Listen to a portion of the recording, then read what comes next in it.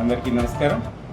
మేము ఎన్టీఆర్ జిల్లా జగ్గేపేట పట్టణం little angel school principal Srinivas మాట్లాడుతున్నాం. ఈ యొక్క పాఠశాల 1978వ సంవత్సరంలో జగ్గేపేట పట్టణంలోని పుర ప్రముఖులు, విద్యావేత్తలు, డాక్టర్లు, వ్యాపారవేత్తల యొక్క కలయికతో జగ్గేపేట పట్టణంలో ఒక ఇంగ్లీష్ మీడియం స్కూల్ ఉండాలి అని చెప్పి ఇక్కడ ప్రారంభం చేయడం జరిగింది. స్థాపించిన నాటి నుండి నేటి వరకు ఏ విధమైన లాభాపేక్ష లేకుండా పాలకవర్గ సభ్యులు స్కూలు నుంచి ఏ విధమైన అమౌంట్ ఆశించకుండా ఇక్కడ ఏదైతే అమౌంట్ కలెక్ట్ అవుతూ ఉందో ఫీజుల రూపంలో తీసుకుంటూ ఉన్నామో వాటిని స్టాఫ్ జీతాలకి, యొక్క స్కూల్ డెవలప్మెంట్కి, కొత్తగా వచ్చే ఇన్నోవేటివ్ ఇన్వెన్షన్స్ ఏవైతే ఉన్నాయో వాటిని స్కూల్లో ఇంప్లిమెంట్ చేయడానికి మాత్రమే వినియోగిస్తూ నడుపుతున్న ఏకైక విద్యా సంస్థ ఈ యొక్క little angels English medium high school.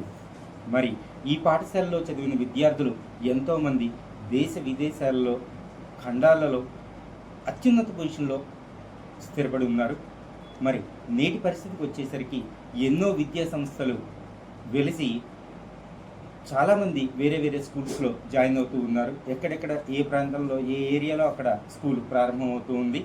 మరి ప్రస్తుతం ఈ స్కూల్లో చదువుతున్న విద్యార్థులు అతి సాధారణమైన, అతి సామాన్యమైన మధ్య తరగతి సంబంధించిన విద్యార్థులు ఇక్కడ చదువుతూ ఉన్నారు. వారికి కూడా ప్రస్తుత విద్యా ప్రమాణాలు అనుసరించి డిజిటల్ ప్యానెల్స్ ప్రవేశపెట్టాము. అదేవిధంగా ప్రైమరీ విద్యార్థులకు అబాకస్లో శిక్షణ ఇస్తున్నాము. అదేవిధంగా హై స్కూల్ విద్యార్థులకు వేదిక్ మ్యాథమెటిక్స్లో శిక్షణ ఇస్తున్నాము.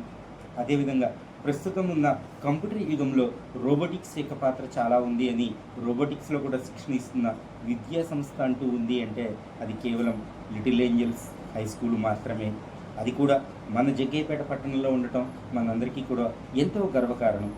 మరి ఇటువంటి విద్యా సంస్థలో ప్రస్తుతం ఉన్న తల్లిదండ్రుల యొక్క ఆర్థిక పరిస్థితి అత్యంత సామాన్యమైనది. మధ్యతరగతికి సంబంధించిన పేరెంట్స్ అందరికీ కూడా అందుబాటులో ఉండే విధంగా ఫీజులు పాలకవర్గం వారు నిర్ణయించి మంచి నాణ్యమైన విద్యను అందిస్తూ ఉన్నారు.